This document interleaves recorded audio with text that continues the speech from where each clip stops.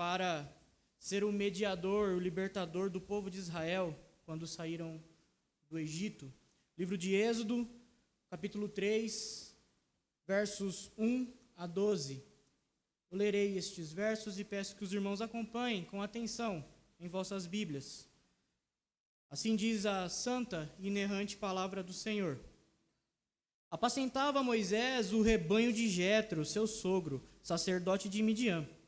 E, levando o rebanho para o lado ocidental do deserto, chegou ao monte de Deus, a Horebe. Apareceu-lhe o anjo do Senhor numa chama de fogo no meio de uma sarça. Moisés olhou e eis que a sarça ardia no fogo e a sarça não se consumia. Então disse consigo mesmo: irei para lá e verei essa grande maravilha. Por que a sarça não se queima? Vendo o Senhor que ele se voltava para ver, Deus, do meio da sarça, o chamou e disse: Moisés, Moisés. Ele respondeu: eis-me aqui. Deus continuou: não te chegues para cá. Tira as sandálias dos pés, porque o lugar em que estás é terra santa. Disse mais: eu sou o Deus de teu pai, o Deus de Abraão, o Deus de Isaque e o Deus de Jacó. Moisés escondeu o rosto, porque temeu olhar para Deus. Disse ainda o Senhor: certamente vi a aflição do meu povo, que está no Egito, e ouvi o seu clamor por causa dos seus exatores. Conheço-lhe o sofrimento. Por isso, desci a fim de livrá-lo da mão dos egípcios, e para fazê-lo subir daquela terra a uma terra boa e ampla, terra que mana leite e mel, o lugar do cananeu, do eteu, do amorreu, do ferezeu, do eveu e do jebuseu. Pois o clamor dos filhos de Israel chegou até mim, e também vejo a opressão com que os egípcios os estão oprimindo. Vem agora, e eu te enviarei a Faraó, para que tires o meu povo, os filhos de Israel, do Egito. Então disse Moisés a Deus: quem sou eu para ir a Faraó e tirar do Egito os filhos de Israel? Deus lhe respondeu: eu serei contigo, e este será o sinal de que eu te enviei. Depois de haveres tirado o povo do Egito, servireis a Deus neste monte. Até aqui a palavra do Senhor. Vamos orar mais uma vez. Deus Santo, Pai bendito, estamos diante da Tua santa palavra. O Senhor se revela a nós através e por meio dela. Inspirastes, ó Deus, teu servo Moisés para escrever este texto que acabamos de ler. E por isso rogamos, reconhecendo que não somos capazes de entendê-la sozinhos, rogamos o teu Espírito Santo que nos ilumine, que conduza este momento de exposição da tua palavra, nos fazendo entender e compreender de maneira aplicativa, de maneira que faça sentido à nossa prática diária. É o que te pedimos, com o coração grato, no nome santo de Jesus. Amém. Meus irmãos, alguns encontros que acontecem na nossa vida marcam a nossa vida para sempre. Eu tenho certeza que vocês têm na vida de vocês algum encontro do qual vocês se lembram com carinho e reconhecem que desde então a vida de vocês não foi a mesma. A Bíblia está repleta de encontros em que vidas foram transformadas a partir deste encontro. Jesus e Zaqueu, narrado no Evangelho que Lucas escreveu, capítulo 19. Paulo e Jesus, no livro de Atos, capítulo 9, no caminho de Damasco, quando Paulo ia perseguir a igreja. Nós vemos histórias e mais histórias na Bíblia que narram pessoas que tiveram esse encontro com o próprio Deus e a partir de então a sua vida não foi a mesma. Neste ponto da história em que nós estamos, Moisés, já vimos no capítulo 2 que ele nasceu, foi preservado por Deus, mesmo em circunstâncias desesperadoras para meninos hebreus que nasciam. Deus fez com que ele, quando estava escondido por sua mãe no rio Nilo, a filha de Faraó o encontrasse. Sua mãe biológica recebeu para criá-lo e amamentá-lo. A filha de Faraó o recebeu de volta depois de grande e o adotou como filho. Por volta de 40 anos, Moisés matou um egípcio, precisou fugir, fugiu para o deserto de Midian, onde conheceu sua família, sua esposa, teve filhos, e ali ele estava. E neste ponto da história já haviam se passado em torno de mais 40 anos, onde nós vemos Moisés narrando o seu encontro com Deus. E é justamente este o tema da mensagem de hoje: quando nos encontramos com Deus. Nós veremos que quando nós nos encontramos com Deus, em primeiro lugar, é Ele que vem até nós, por meio da sua revelação. Nós temos o costume, nós temos o hábito de, quando vamos contar histórias de encontros, nós contamos pela nossa perspectiva, segundo a nossa ótica, de pessoas que nós encontramos. Mas é interessante notar que quando essas pessoas contam a mesma história, elas contam elas que nos encontraram. E é justamente isso que está acontecendo aqui. Moisés teve um encontro com o próprio Deus, mas foi Deus quem foi até ele. Moisés, durante os 40 anos que passou no deserto, sendo preparado por Deus para cumprir o seu chamado, ele foi pastor. Ele cuidava das ovelhas do seu sogro, de Jetro. E em seu pastoreio, que era uma profissão sem glamour, sem muito conforto, mas sim uma profissão responsável, uma profissão que exigia um certo cuidado, pois o patrimônio da família ficava sob seus cuidados. E durante a sua prática comum, nós veremos dos versos de 1 a 3, que enquanto ele exercia suas atividades comuns, Deus foi até ele. Moisés, ele estava em sua preparação, cuidando ali por 40 anos naquele deserto de ovelhas que não eram dele. E ele, depois deste encontro que nós estamos vendo, passará neste mesmo deserto, cuidando por mais 40 anos de um outro rebanho, mas desta vez as ovelhas do próprio Deus. E Deus vai fazer com que as circunstâncias se encaixem de maneira que ele, ao fazer a prática comum e diária de um pastor que faz o manejo do rebanho, provavelmente porque o pasto havia acabado onde ele estava, e o texto bíblico nos diz que ele estava cruzando o deserto com o rebanho e teve esta visão. Ele não buscava nada extraordinário, era mais um dia comum na vida de um pastor. Nós temos aqui, irmãos, no mínimo 2 lições. A primeira é a lição de que Deus não chama desocupados. Moisés estava trabalhando quando foi chamado. E a segunda lição é que, enquanto nós fazemos o nosso trabalho, cuidamos da nossa vida comum, da nossa vida ordinária, é que Deus realiza em nós aquilo que é extraordinário. Moisés não estava em uma campanha de oração, jejuando, buscando encontrar a face do Senhor. Ele estava trabalhando como pastor, cuidando de ovelhas, uma profissão que não tinha muito valor naquela época. E foi nesta circunstância que Deus quis promover esse encontro. Deus não está aqui improvisando. Opa, eu tinha falado que chamaria Moisés, e ele vai estar passando ali com as ovelhas, acho que eu vou aparecer ali numa sarça. Deus quis que esse encontro fosse dessa maneira. Deus graciosamente vai em busca dos seus e se revela. E é assim que ele faz e fez conosco. Assim como ele se revelou a Moisés, ele se revela a nós. Nós temos o costume de cantar e contar, os hinos que são muito lindos e devemos cantar mesmo. Achei um bom amigo, quão bondoso amigo é Cristo, em Cristo eu encontro salvação. De fato, é verdade. Mas para que isso aconteça, Ele nos encontrou primeiro. Ele nos amou primeiro. Quando nós vamos até Ele, é Ele, pela graça, conduzindo o nosso coração para isso. Quando nós nos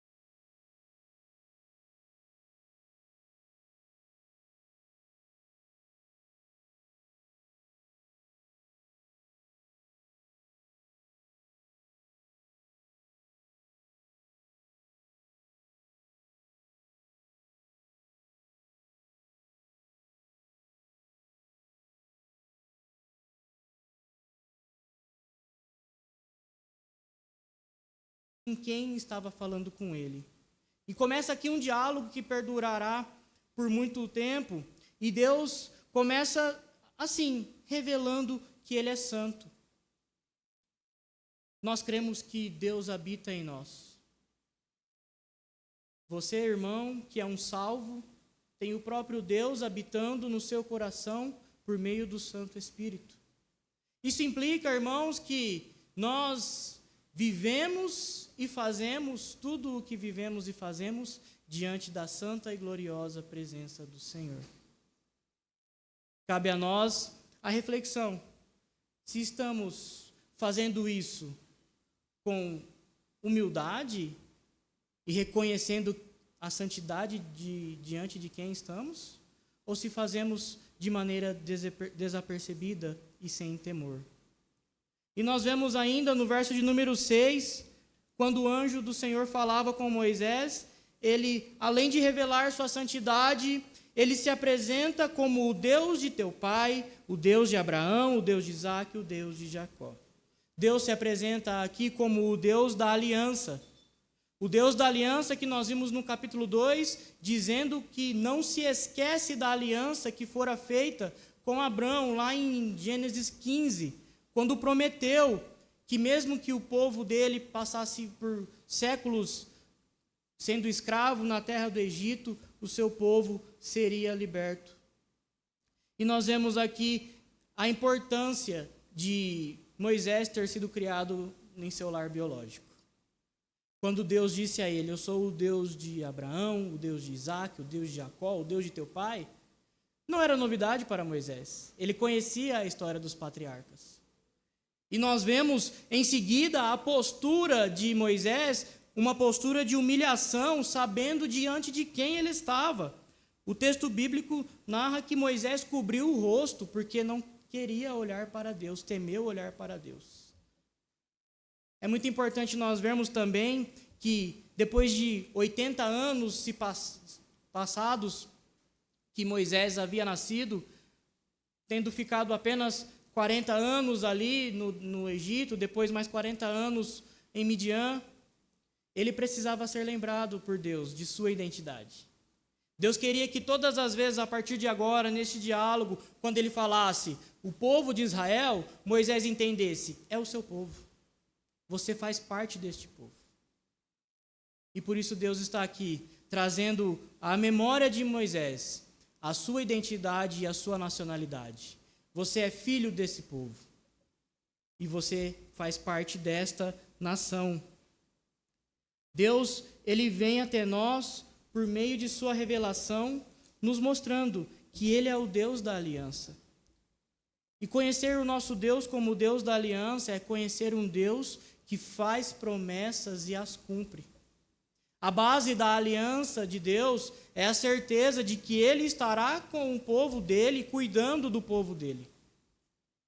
A base da aliança de Deus com Abraão é que ele suscitaria um herdeiro, que através deste herdeiro todas as famílias da terra seriam abençoadas. E nós hoje estamos em um ponto da história que isso já aconteceu. Nós conhecemos este herdeiro. Nós sabemos que o Deus da aliança, além de prometer, ele cumpre as suas promessas. E cremos que ele continuará cumprindo.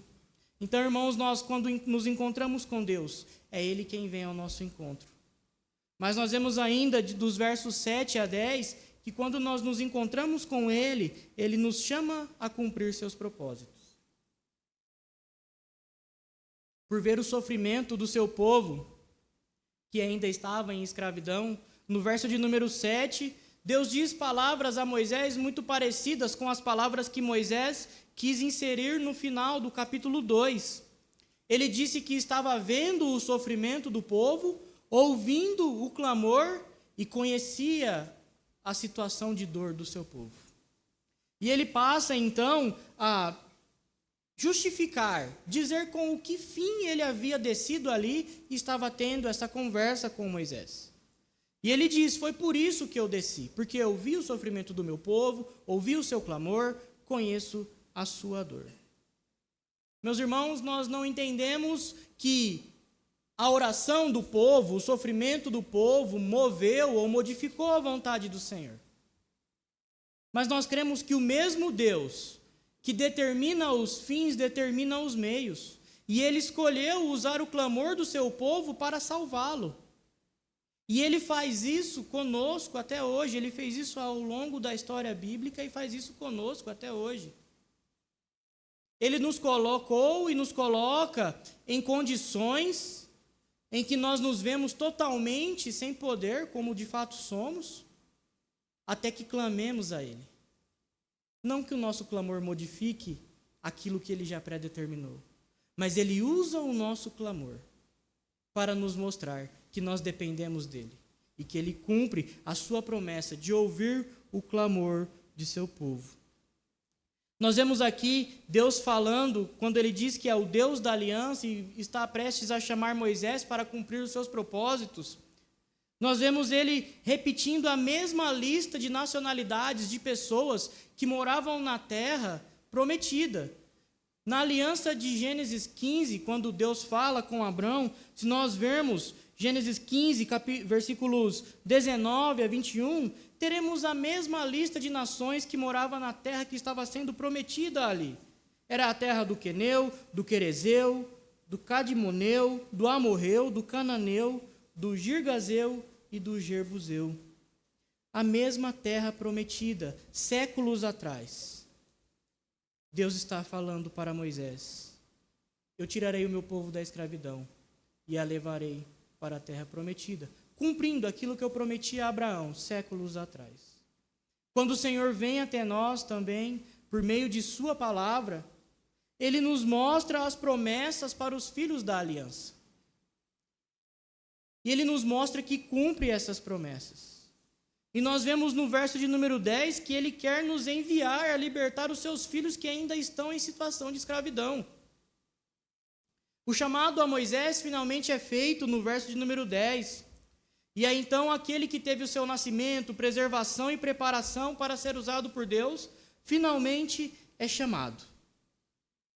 Mas é muito interessante e muito importante, irmãos, nós olharmos o que vem antes desse chamado no verso de número 10. As duas primeiras palavras do verso de número 10 são: vem agora. Nós temos primeiramente uma ordem de Deus a Moisés, um verbo no imperativo: venha. E em seguida nós temos marcando o tempo que essa ordem deveria ser atendida: agora. É de extrema importância, irmãos, nós notarmos o que está acontecendo aqui. O anjo do Senhor, o próprio Cristo, que estava falando com Moisés, disse: venha agora, e o enviará para libertar os seus filhos que estão em escravidão. Milênios depois, segundo vemos em Marcos 2:18, ou melhor, Marcos 2:17, disse àqueles pescadores: venham após mim, e então vos farei pescadores de homens. Antes de Deus enviar Moisés, Ele o chama para si: vem agora. E assim como Moisés tinha que responder de imediato, essa ordem era: vem agora. Em Marcos 2:18 nós vemos aqueles pescadores deixando, diz assim o texto bíblico: então eles deixaram imediatamente as redes e os seguiram. O chamado do Senhor para todos os seus discípulos, todos os seus filhos, é urgente. Não é venha quando puder, venha se der, é vem agora.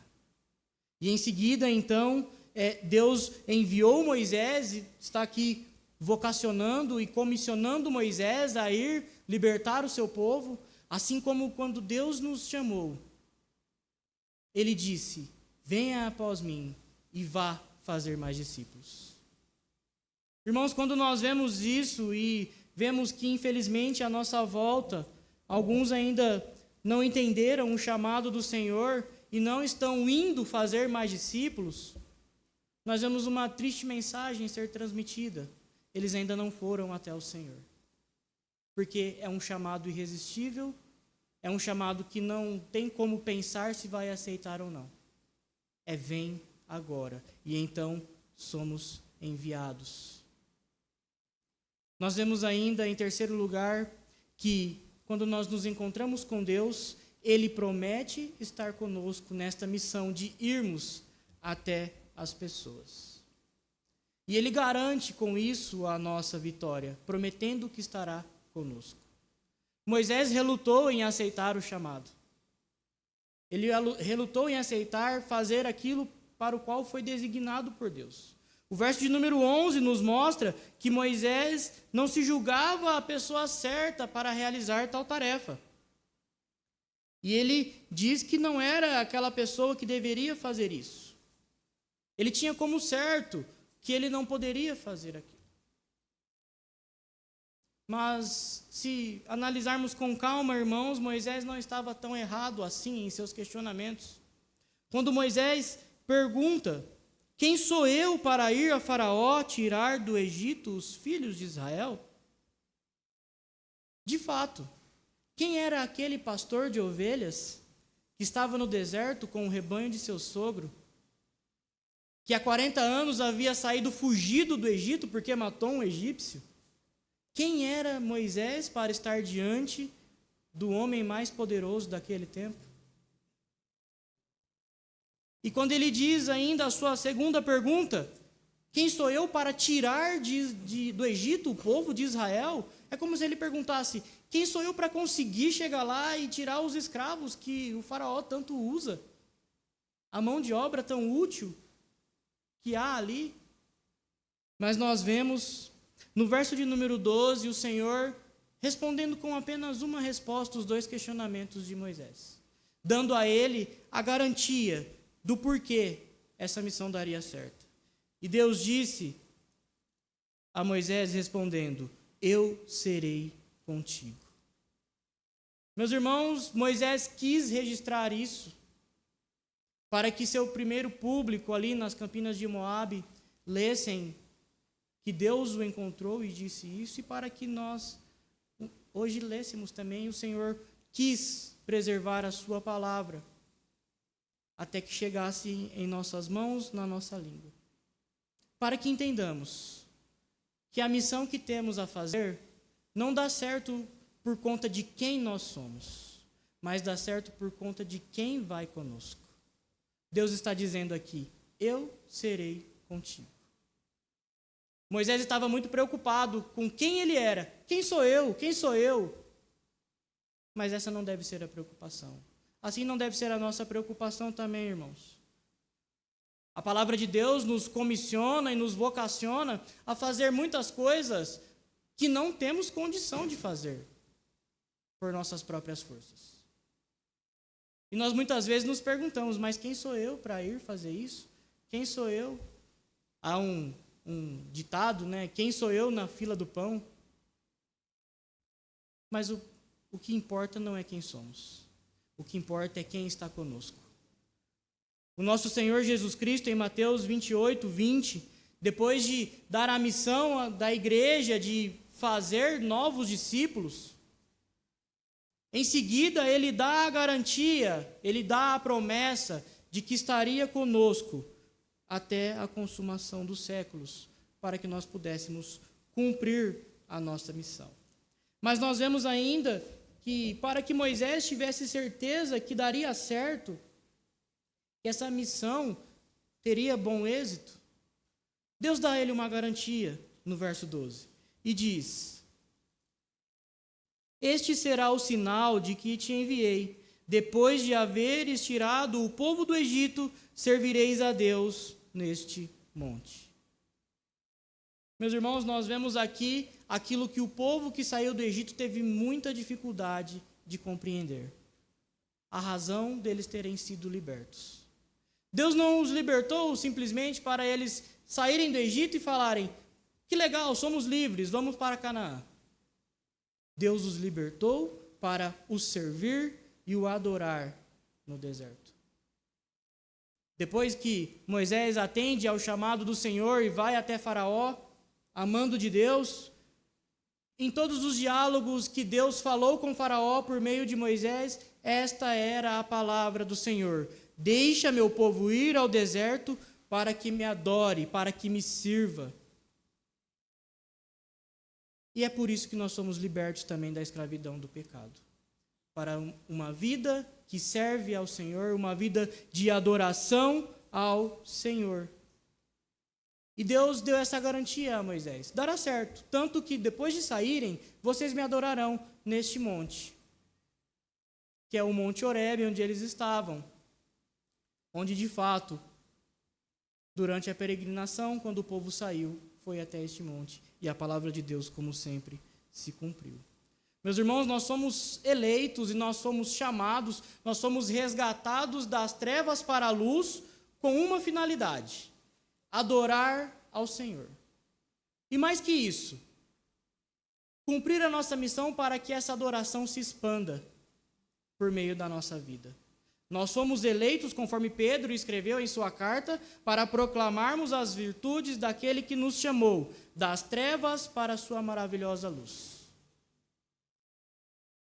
Essa era a missão que Deus tinha para o povo dele, saindo do Egito, desde lá. E ele estava aqui dizendo a Moisés. E essa é a missão que Deus tem para você, meu irmão. Foi para isso que ele te resgatou das garras do pecado. Foi para isso que ele enviou Cristo a pagar a sua redenção. A sua redenção que diz, não é mais um escravo, é alguém livre. Mas é alguém livre para adorar e servir aquele que o resgatou. Partindo para a nossa conclusão, irmãos, nós vemos então que quando nós nos encontramos com Deus, é Ele quem vem ao nosso encontro. E Ele faz isso quando nós estamos fazendo as nossas atividades comuns do dia a dia. Nós vimos ainda que quando Ele vem até nós, Ele se revela através de Sua palavra. E essa palavra nos diz que Ele é santo. Essa palavra nos diz que devemos nos humilhar diante dEle. E Ele nos chama, quando nós nos encontramos com Ele, Ele nos chama a cumprir os seus propósitos. E não somente isso, Ele nos garante que estará conosco. E por isso nós podemos crer que teremos sucesso em nossa missão. Moisés estava vivendo aqui neste deserto, durante a sua preparação para cumprir o seu chamado, por antecipação aquilo que o povo viveria depois. Moisés passou 40 anos peregrinando no deserto com as ovelhas de seu sogro, e neste mesmo deserto depois o povo passou 40 anos peregrinando. Nós vemos aqui uma semelhança entre libertador e povo libertado. Nós temos essa mesma semelhança com o nosso libertador Jesus Cristo. Ele passou um tempo aqui na terra como forasteiro. Fez tudo aquilo que nós não somos capazes de fazer com plenitude e de perfeição. Mas nós temos também a semelhança com Ele garantida por Ele. Quando Ele ao terceiro dia ressuscitou, Ele nos garantiu que nós também ressuscitaremos. E um dia nós chegaremos ao Monte Santo Celestial, a Canaã Celestial. Ele nos garante isso por meio da sua palavra. E nós podemos crer que Ele está conosco para nós cumprirmos a nossa missão de buscarmos mais e mais eleitos até que se complete o número daqueles que Ele quis, desde a eternidade, resgatar das trevas para a sua maravilhosa luz. Que Deus nos abençoe. A palavra está com o presbítero Eliseu para o encerramento.